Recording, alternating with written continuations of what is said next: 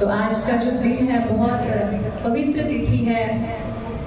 जैसा कि आपको पता ही होगा, आज ज्येष्ठ पूर्णिमा है और आज हमारे श्री जगन्नाथ भगवान का प्राकट्य दिवस है, जिसे स्नान पूर्णिमा भी बोलते हैं और देव पूर्णिमा भी कहते हैं।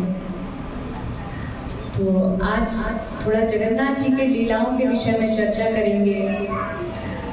तो आज जो हमारे कलयुग के भगवान कहे जाते हैं श्री जगन्नाथ, जैसा कि इनके नाम से ही पता लगता है, जगत के नाथ। जगत माने संपूर्ण विश्व आ गया है, कुछ विभक्त नहीं किया है, कुछ भागों में बांटा नहीं भगवान ने। जीव मात्र के संपूर्ण जगत के जो नाथ हैं वही जगन्नाथ हैं, और उन्हीं जगन्नाथ का आज प्राकट्य दिवस है। भगवान कृष्ण का प्राकट्य दिवस तो हमें पता होता है, जन्माष्टमी है। राम जी का आता है तो हम रामनवमी मनाते हैं। श्रीमद चैतन्य महाप्रभु का आएगा तो गौर पूर्णिमा होगा। लेकिन जगन्नाथ जी का जब प्राकट्य आता है तो कम ही लोगों को पता होता है। जो भक्त लोग हैं वो जानते हैं, अन्यथा जगन्नाथ जी की रथ यात्रा प्रसिद्ध है। जगन्नाथ जी का जन्मदिन कम लोगों को पता होता है। तो आज जो ज्येष्ठ की पूर्णिमा है, आज वही शुभ दिन है जिस दिन श्री जगन्नाथ भगवान का हम भक्तों के लिए प्राकट्य हुआ था इस रूप में। भगवान तो सदैव प्रकट है, विद्यमान है, लेकिन हम जीवों पर कृपा करने के लिए विशेष विशेष लीलाओं के लिए विशेष विशेष अवतार लेते हैं। तो जो जगन्नाथ भगवान हैं, जो किसी के दोष को नहीं देखते हैं, किसी का भला बुरा पाप पुण्य कुछ नहीं देखते हैं, प्रत्येक जीव पर निर्विशेष रूप से कृपा करते हैं, तो इनको इसलिए परम दयालु जगन्नाथ कहा जाता है। तो आप में से कौन कौन भक्त माताएं जगन्नाथपुरी गए हैं, उनका दर्शन किया है? 1 2 3 4 5 6 7 8 10 से ज्यादा नहीं है। तो आप सबको चाहिए कि एक बार कम से कम जीवन में, वैसे तो वर्ष में एक बार जाना ही चाहिए, लेकिन एक बार श्री जगन्नाथ भगवान के अवश्य दर्शन करने चाहिए। जगन्नाथ भगवान प्रेम का स्वरूप है। श्री राधा रानी का प्रेम, राधा प्रेम के कारण जगन्नाथ भगवान, जो भगवान कृष्ण है, वो विगलित हो गए और जगन्नाथ के रूप में दर्शन दे रहे हैं। तो जो संपूर्ण रूप से प्रेम से भरा हुआ, प्रेम से ही बना हुआ, जिसका स्वरूप की बनावट भी प्रेम से ही है, वो श्री जगन्नाथ भगवान है। और जगन्नाथ जी का जो एक बार दर्शन करता है, ऐसा कहा जाता है कि जब रथ में विराजमान जगन्नाथ जी को एक बार कोई देखता है तो उसका दोबारा इस भौतिक संसार में पुनर्जन्म नहीं होता है। तो हम सबको इस शास्त्र के इस वाक्य का लाभ लेते हुए जीवन में कम से कम एक बार तो जगन्नाथ जी का रथ में विराजमान दर्शन करना ही चाहिए, ताकि ये तो गारंटी रहे कि दोबारा हम इस मृत्यु लोक में, इस कष्टमय जगत में ना आए। तो श्री जगन्नाथ भगवान, जिनको श्री चैतन्य महाप्रभु ने, जैसा कि आप जानते, चैतन्य महाप्रभु अपने संपूर्ण संन्यास के बाद जब अपना जीवन बिताया, उन्होंने 18 वर्ष जगन्नाथपुरी में बिताए, जबकि वृंदावन भी जा सकते थे, अन्य अन्य धाम हैं, लेकिन महाप्रभु ने हम सबको जगन्नाथ भगवान के महत्व को दिखाने के लिए, प्रदर्शित करने के लिए बताया कि कलयुग के जीवों का उद्धार होगा तो जगन्नाथ जी की शरण लेने से होगा। इतना दयालु, इतना कृपालु भगवान का अन्य कोई अवतार नहीं है। सभी अवतारों में ऐसा होता है, हम भगवान के सामने जाते हैं, भगवान से प्रणाम करते हैं, प्रार्थना करते हैं, उनके मंदिर में जाते हैं। केवल और केवल श्री जगन्नाथ भगवान ऐसे हैं जो सोचते हैं कि कभी कभी कि मेरे जो जीवात्माएं, जो भक्त हैं, जो अत्यंत व्यस्त है इस भौतिक संसार के निरर्थक कार्यों में, जिसका इस मनुष्य जीवन के लिए कोई लक्ष्यहीन कार्यों में जो व्यस्त हैं, तो उन्हें एक बार मैं जागृत करूं, एक बार अपनी ओर आकर्षित करूं, एक बार उनको वो मौका दूं कि एक बार मुड़ो, मेरी तरफ लौटो। ये स्मरण दिलाने के लिए भगवान स्वयं अपना गर्भगृह छोड़ के रथ पर विराजमान होकर सड़कों पर आते हैं और सड़कों के गली कूचों पर रथ पर चलते हैं और एक एक भक्त को दर्शन देते हैं। जो लोग ऐसे हैं कि मंदिर नहीं आते हैं, उन लोगों को भी भगवान जो गली में सड़कों में खड़े हैं, जो दुकानों में खड़े हैं, उन सबको अपना दर्शन देते हैं। और दर्शन भी ऐसा अपलक दर्शन, अन्य भगवान से जैसे हम जगन्नाथ जी से अपने नेत्र मिला सकते हैं, तो जगन्नाथ भगवान ने ऐसा रूप लिया है कि उसमें पलक ही नहीं है, अपलक। और वो भी इतने बड़े नेत्र की, अब किसी मंदिर में जाएंगे, राधा कृष्ण हैं, वो दूर अल्टर में है, आप दर्शन करेंगे उनके छोटे से नेत्र हैं। आप अगर भीड़ में बहुत पीछे हैं तो उनके साथ आप लगातार नेत्रों का संबंध नहीं रख सकते हैं, कभी धक्का पड़ेगा, भीड़ में है, छोटे छोटे नेत्र दिखेंगे। लेकिन जगन्नाथ भगवान के इतने बड़े नेत्र हैं, जब आप पुरी में दर्शन करने जाएंगे तो वहाँ इतनी भीड़ होती है कि काफी दूर से दर्शन करना पड़ता है। तो जब दूर से दर्शन करते हैं तो और कुछ दिखे ना दिखे, दो बड़े बड़े नेत्र दिखते हैं और पब्लिक का धक्का पड़ जाता है। तो भगवान अपने नेत्रों का दर्शन जरूर करा देते हैं। तो वही नेत्र जो भगवान के हैं, उन नेत्रों की जब कृपा दृष्टि हम पर पड़ती है तो हमारा इस भव चक्र का जो ये प्रवाह है ये समाप्त हो जाता है। कई लीलाएं हैं जगन्नाथ जी के स्वरूप को लेके, जो मुख्यतः लीला कही जाती है। श्री जगन्नाथ जो है वो कृष्ण हैं और जो बलदेव बलराम जी हैं, जो सुभद्रा जी हैं, वो उनकी बहन है। तो जगन्नाथ, बलदेव, सुभद्रा, ये एक पहला ऐसा मंदिर है जहाँ भगवान राधा रानी के बिना भाई बहन के साथ हैं। नहीं तो सब जगह या तो सीताराम होंगे या लक्ष्मी नारायण होंगे, लेकिन यहाँ पर भाई और बहन है, एकदम फैमिली वाला मंदिर है ये। तो जगन्नाथ जी जो है, श्री कृष्ण भगवान वृंदावन में जब अपनी लीलाएं करने के लिए धराधाम पे आए थे तो ब्रजवासियों के निस्वार्थ प्रेम और ऐसा प्रेम जिसका उदाहरण कोई और नहीं है, ब्रज का प्रेम, गोपियों का प्रेम, श्रीमती राधा रानी का प्रेम, ग्वाल बालों का, नंद यशोदा का, तो प्रत्येक ब्रज का एक कण कण, एक जीव जंतु, वहाँ की गैया, वहाँ के पशु पक्षी, वहाँ की वृक्ष लताएं, सभी भगवान से अथाह प्रेम करते थे। तो भगवान ने ब्रज में 11 वर्ष अपना समय बिताया, अपनी लीलाएं की विभिन्न तरह की। लेकिन फिर लीला के लिए भगवान को ब्रज छोड़ के मथुरा आना पड़ा। जो भगवान जब मथुरा आ गए तो मथुरा आने से जो ब्रजवासियों की जो दशा हुई, जब ब्रज से भगवान श्री कृष्ण चले गए तो ब्रजवासियों के मानो प्राण चले गए और उनके प्राण ही नंदनंदन भगवान थे।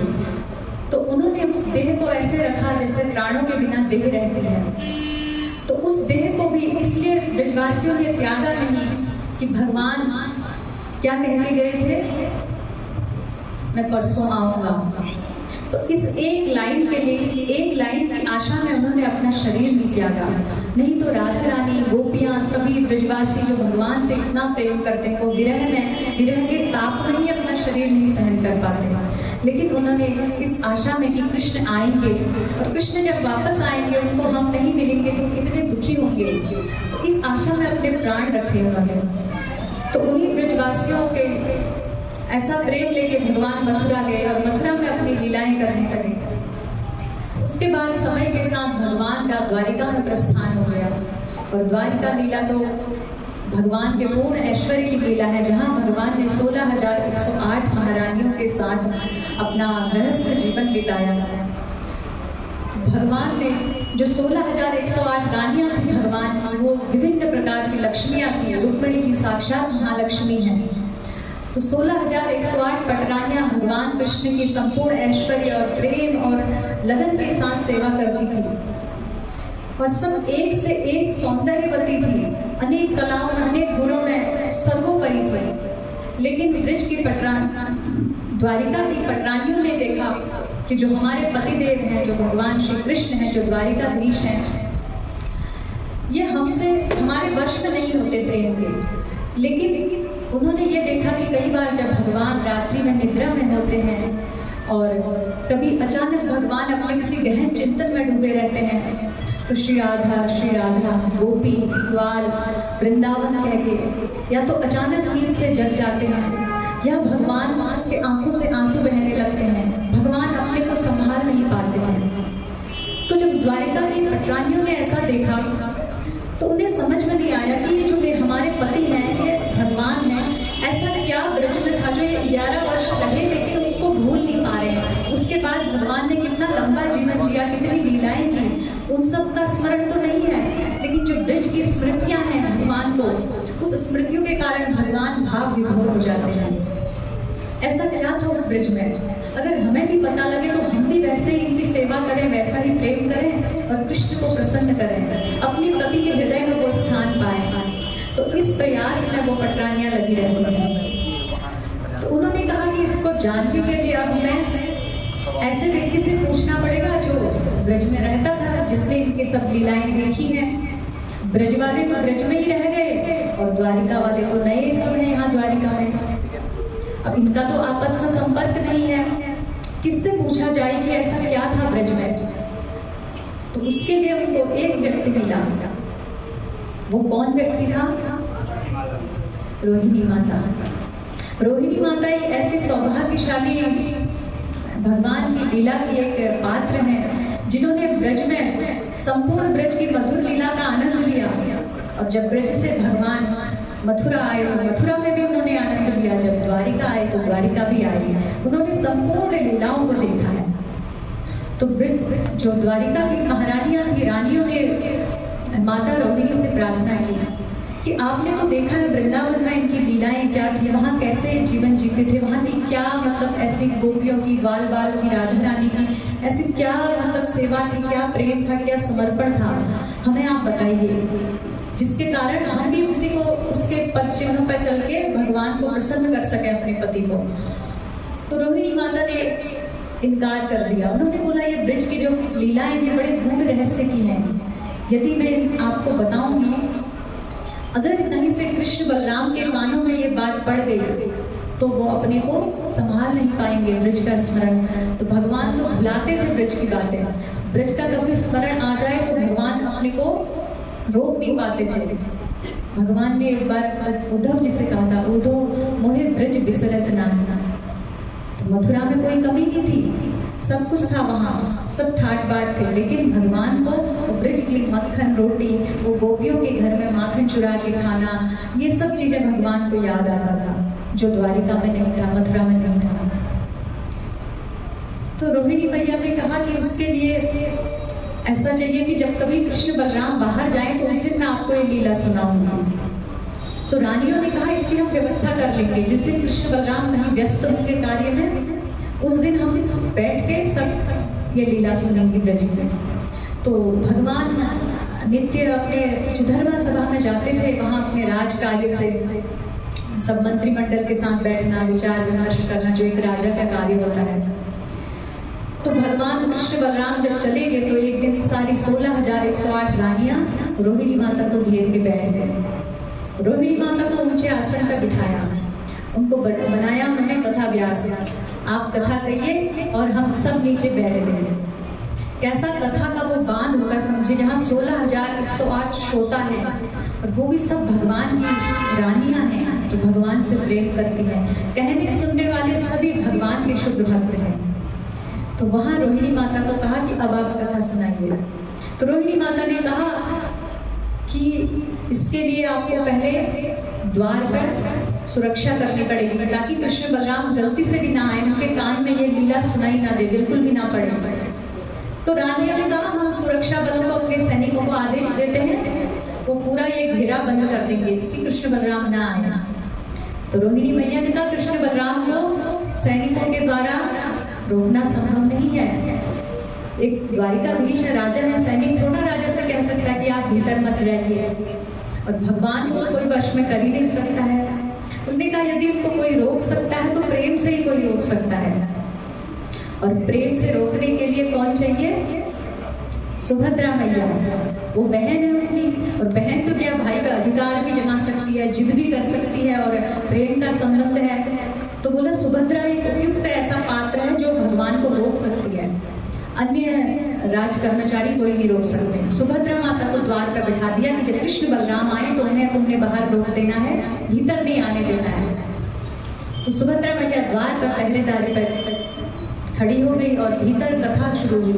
रोहिणी मैया सुनाने लगी कैसे कैसे ब्रजवासियों के साथ भगवान ने लीलाएं की, कैसे माखन चोरी की, कैसे उनका चीर चुराया, कैसे गोवर्धन उठाया, सब लीलाएं और उनके प्रेम के विषय में बता रही हैं। जब यहाँ गुणगान शुरू हुआ तो वहाँ भगवान सुधर्मा सभा में अपना जो भी चर्चा कर रहे थे, भगवान का हृदय खिंचने लगा। भगवान को ऐसा एहसास होने लगा कि वहाँ अंदर कुछ हो रहा है। ऐसा क्यों होने लगा? क्योंकि भगवान ने स्वयं कहा है नारद जी से, मद्भक्ता यत्र गायन्ति तत्र तिष्ठामि नारद, जहाँ सब प्रेम से भक्ति से मेरा गुणगान करते हैं मैं वहाँ वास करता हूँ। तो भगवान को पता लग गया कि आज कुछ चर्चा हो रही है, तो भगवान अपने प्रेम को रोक नहीं पाए। सुधर्मा सभा से भगवान कृष्ण बलराम दोनों अपने को खींचा हुआ महसूस करने लगे और खींचे हुए उस ओर चले आए जहाँ रोहिणी मैया ये सब कथा सुना रही थी 16,108 रानियों को। जब वो आए तो यहाँ जिनको पहरे पर खड़ा किया था सुभद्रा मैया को, क्योंकि वो द्वार पर खड़ी थी, भीतर से आवाज आ रही थी, तो वो कथा सुनते सुनते वो भी कथा के प्रवाह में इतनी बह गई, वो ये भूल ही गई कि मुझे तो पहरे में बिठाया था, और इस प्रेम में वो भी डूब गई। तो वहाँ कृष्ण बलराम आके दाएं और बाईं ओर खड़े हो गए सुभद्रा मैया के। सुभद्रा मैया को कुछ अपना ज्ञान ही नहीं है, उनको शरीर का भान नहीं है, तो कृष्ण बलराम भी वहीं खड़े हो गए। अब तीनों वहाँ सारी कथा सुन रहे हैं, भीतर सब ब्रज की लीला चल रही है और बाहर तीनों सुन रहे हैं। तो सुनते सुनते क्या हुआ, ब्रज की कथा इतने प्रेम से भरी थी कि भगवान अपने को सहन नहीं कर पाए, भगवान उस विरह के ताप को, उस ब्रज की स्मृति को भुला नहीं पाए। तो भगवान का जो दिव्य शरीर है, दिव्य कलेवर है, वो विरह के ताप से पिघलने लगा। ये बहुत ऊंची अवस्था होती है प्रेम की। अष्ट सात्विक भावों के बाद जो महाभाव की अवस्था होती है, जो स्वयं श्री चैतन्य महाप्रभु के भीतर थी, उनका शरीर संकुचित हो जाता था, उनकी जो हड्डियां हैं वो भीतर चले जाती थी, कभी कभी वो कछुए के आकार के हो जाते थे। ये बहुत ऊंची अवस्था की बात है। तो भगवान भी राधा रानी के ब्रज के प्रेम में भगवान का देह जो है पिघलने लगा। पिघलते पिघलते उनके हाथ भीतर चले गए, उनके चरण भीतर चले गए, और उनकी आंखें जो है खुलते खुलते इतनी बड़ी आंखें हो गई, ऐसा स्वरूप जैसे हुआ, और तीनों का ऐसा स्वरूप हो गया। तो तब देवर्षि नारद वहां से गुजर रहे थे। देवर्षि नारद ने आके भगवान को रोक लिया, प्रभु बस रुक जाइए, रुक जाइए। तो भगवान अपने को संबोधन करने लगे, अपने पूर्व के रूप में आने लगे, लेकिन नारद जी ने कहा नहीं प्रभु, ये आपका रूप कलयुग के लिए, जीवों के लिए है प्रेम का स्वरूप, तो इसको आप यहीं रुक जाइए, इसकी पूजा कलयुग में होगी। वही प्रेम से विगलित स्वरूप क्या है, जगन्नाथ बलदेव और सुभद्रा मैया का है, पूर्णतः प्रेम से बना हुआ। एक ये लीला है, और एक लीला आती है जो राजा इंद्रद्युम्न थे। तो उन्होंने जब जगन्नाथ भगवान का एक बार भगवान ने उनको स्वप्न में आके कहा कि मैं दारू ब्रह्म के रूप में प्रकट होऊंगा, तो उन्होंने देखा कि 3 दिव्य दारू ब्रह्म, यानी कि जो लकड़ी के काष्ठ हैं, दिव्य चिन्हों से अंकित बह के आए। उसके द्वारा वो भगवान का सुंदर विग्रह का निर्माण करवाने लगे। तो निर्माण करने के लिए स्वयं विश्वकर्मा ही शिल्पी के रूप में आए। तो जो शिल्पकार आए थे विग्रह बनाने वाले, तो उन्होंने राजा इंद्रद्युम्न को कहा था कि राजन 21 दिन लगेगा इन विग्रहों के निर्माण में, तो 21 दिन का समय मुझे दो, एक एकांत कक्ष दो, उसके भीतर मैं इन तीनों काष्ठ का विग्रह बनाऊंगा। 21 दिन के अंदर आप में कोई भी बाहर से डिस्टर्बेंस नहीं होना चाहिए, ना मुझे भोजन पूछना है, ना पानी पूछना है, ना किसी तरह का द्वार नहीं खोलना है। तो जब ऐसा शिल्पी ने कहा तो राजा इंद्रद्युम्न ने कहा ठीक है। लेकिन क्या हुआ, 2 दिन बीते, 4 दिन बीते, 5 दिन, 7 दिन, 10 दिन, करते करते राजा और जो रानी थी वो विचार करने लगे कि अंदर जो शिल्पी है वो ना खा रहा है ना पी रहा है, वो अंदर है, कहीं ऐसा तो नहीं कि उसको कुछ हो गया होगा। उनको अज्ञान भय आतंकित करने लगा। तो रानी ने जब देखा कि 13-14 दिन हो गए, भीतर से आवाज आनी भी बंद हो गई। उससे पहले क्या था, ठक ठक आवाज आती थी, कुछ कार्य चल रहा है, लकड़ी में ठुकाई चल रही है, घिसाई चल रही है। तो जब 13-14 दिन हुए तो आवाज आनी बंद हुई। तो तो रानी ने राजा से आग्रह किया कि अब आपको द्वार तोड़ना चाहिए, ऐसा ना भीतर वो शिल्पकार भूखा ही मर गया हो, ये तो गलत बात है।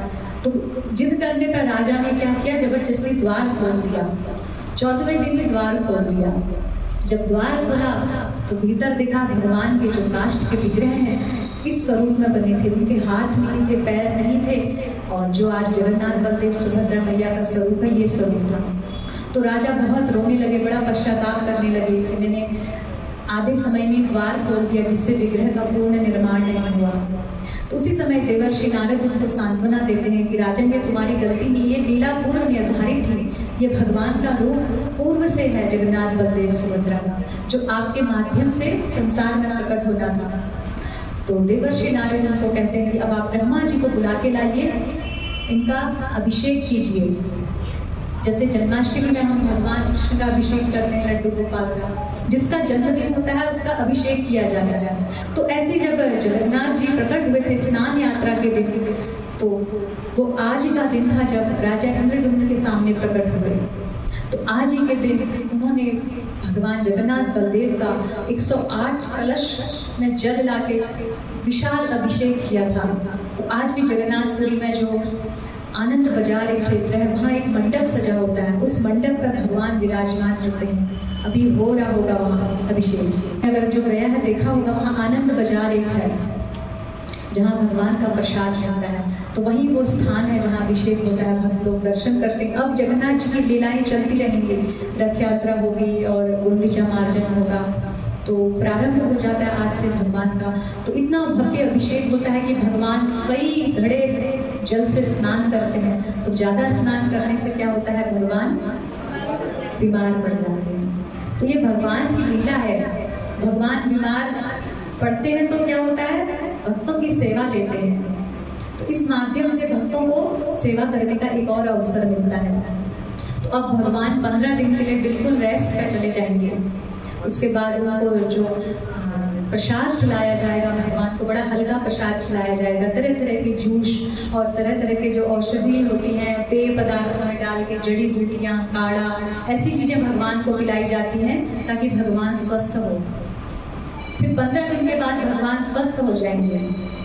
फिर उसके बाद भगवान कहेंगे अब मैं ठीक हो गया हूँ। जब हम 15 दिन, हफ्ते 10 दिन बुखार के बाद अंदर पड़े रहते हैं, फिर हमारा मन करता है थोड़ा बढ़िया सब कुछ खाएं, बाहर घूमने फिरने जाएं। तो ऐसे भगवान कहते हैं कि अब मुझे संपूर्ण भोग लगाइए, अब मैं ठीक हो गया हूँ और मुझे थोड़ा घुमाने बाहर ले जाइए।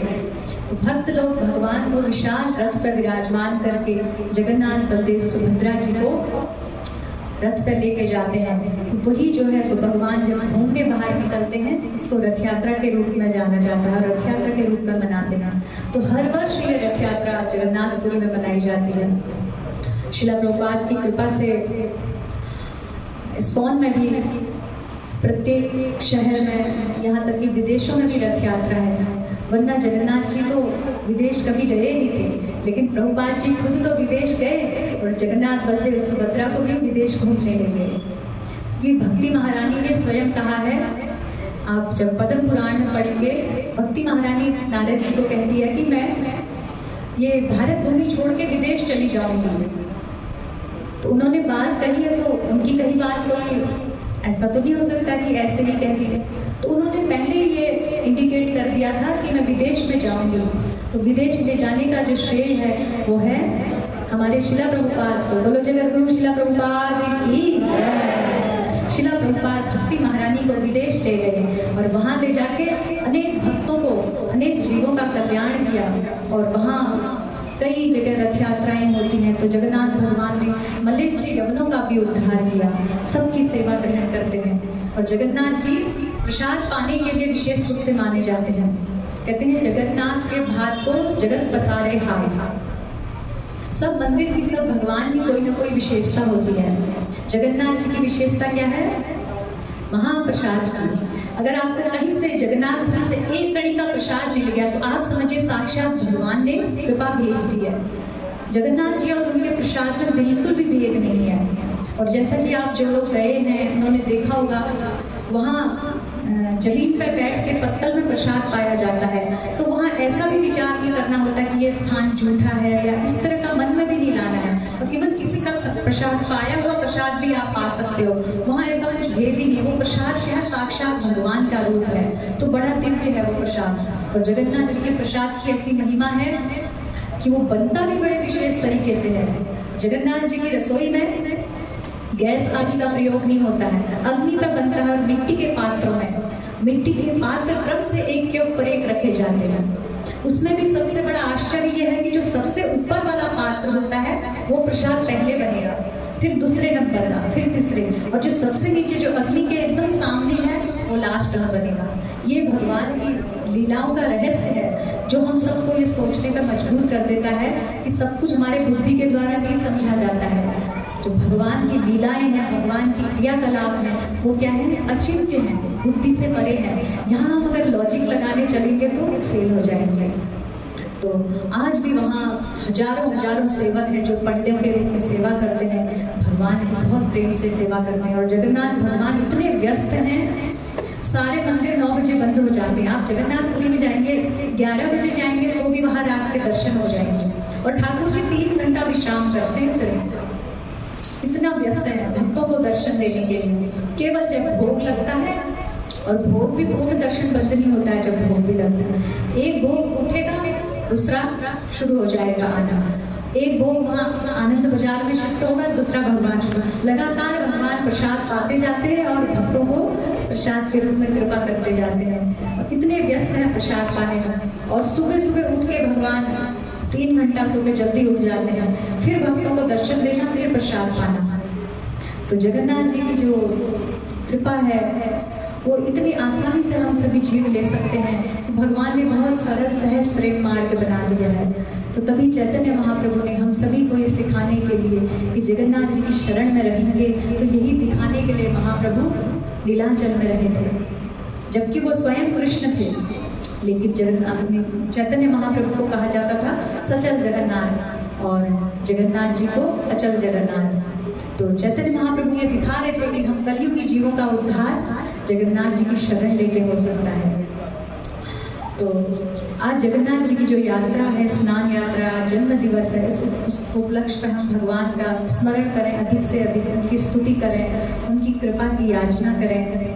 तो जो अत्यधिक कृपालु हैं, जो अपलक नेत्रों से हम जीवों को गले लगाने के लिए प्रयास कर रहे हैं, हमारा इंतजार कर रहे हैं, तो हम उन भगवान की ओर अपने मन को आकर्षित करें। हमारे सब कुछ का जो भी हम नाम जप कर रहे हैं, भक्ति कर रहे हैं, मंदिर आ रहे हैं, आप सभी लोग भगवान से जुड़ रहे हैं, सबका लक्ष्य है जो हमारा मन इस संसार की तरफ आकर्षित हो गया, संसार की तरफ मुड़ गया है, उस विमुख मन को भगवान की तरफ आकर्षित करना है।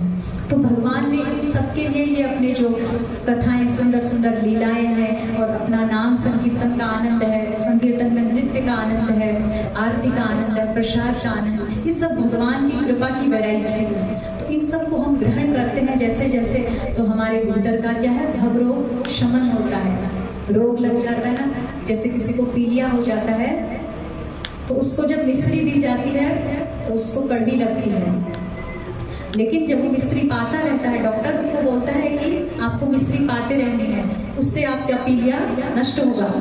लेकिन जो मरीज होता है वो कहता है मिश्री तो बड़ी कड़वी है। जबरदस्ती जब वो लेता रहता है तो धीरे धीरे उसका जो भव रोग है ये शमन होता है, तो उसको मिश्री धीरे धीरे मीठी लगते लगते एक दिन ऐसा आता है उसको मिश्री ही सबसे अच्छी लगती है। ऐसे ही अभी क्या है, हमें संसार का भव रोग लगा हुआ है, तो हमें बाहरी और चीज़ें अच्छी लग रही, भगवान को छोड़ के भगवान की कथा में हमें नींद आ जाती, भगवान की कथा में बैठे हमारा मन कहीं और सोचने लग जाता है। तो मन ने क्या है, उस चीज़ को ज़्यादा महत्व दे दिया। जो भी हम सोच रहे हैं वो इतना महत्व नहीं है। भगवान की कथा कीर्तन भगवान से महत्वपूर्ण कुछ भी नहीं है इस संसार में मनुष्य के लिए। तो हमारे मन ने अन्य अन्य चीज़ों के प्रति जो महत्व बुद्धि अपने मन में बैठा ली है, उस महत्व बुद्धि को धीरे धीरे कम करना है और अपने मन में एक महत्व बिठाना है। सबसे बड़ा क्या है, भगवान और उनकी भक्ति है। जैसे जैसे भक्ति के प्रति और भक्ति की नवदा भक्ति की क्रियाओं के प्रति हमारी महत्व बुद्धि हो जाएगी, तो अपने आप हम श्रद्धापूर्वक करने लगेंगे। तो इसलिए जो कथा हम सुनते हैं, कथा सुनने का उद्देश्य क्या होता है? कथा से हमारा हृदय शुद्ध होता है। जब बार बार महिमा सुनते हैं तो हमें लगता है नहीं, ये चीज महत्वपूर्ण है, इस पर विचार करना चाहिए। बार बार अगर सत्संग करेंगे, बार बार कथा सुनेंगे, तो जो अन्य चीजों का महत्व हमारे मन में भर गया है, सांसारिक चीजों का, वो धीरे धीरे कम होगा। तो यही उद्देश्य है हमारा, अपने मन को भगवान की तरफ लगाएं। तो आज जगन्नाथ जी के चरणों में प्रार्थना करते हैं। तो जगन्नाथाष्टकम को पढ़ लेते हैं। आप सभी अपने मोबाइल पर निकाल सकते हैं जगन्नाथाष्टकम। प्रयास कीजिए, साथ साथ सभी बोलते हैं। संस्कृत में है, जो पढ़ सकता है पढ़े, नहीं तो सुन लीजिए। बोलो श्री जगन्नाथ बलदेव सुभद्रा मैया की। कदाचित कालिंदी तद विपिन संगीत तरवो, मुदाभिरी नारी बंधन कमला स्वाद मधुपो, रमा शंभु ब्रह्मामरपति गणेशाचित परो, जगन्नाथ स्वामी नयन पात्रगामी भवातु मे, जगन्नाथ स्वामी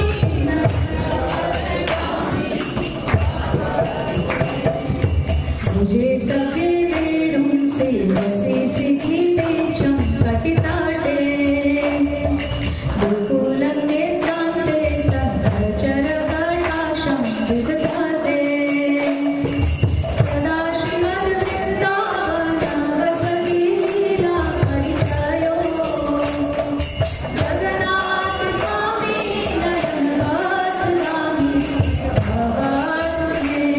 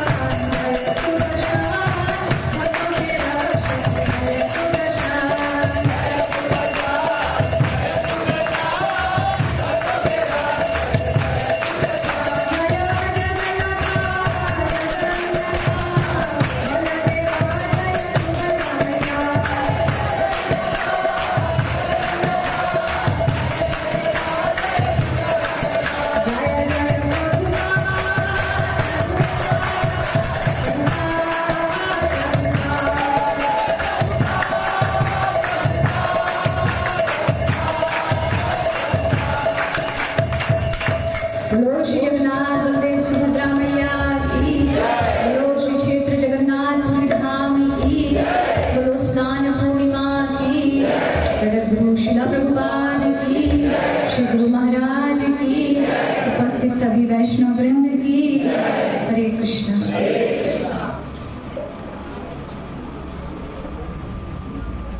हरि बोल, हरे कृष्ण। तो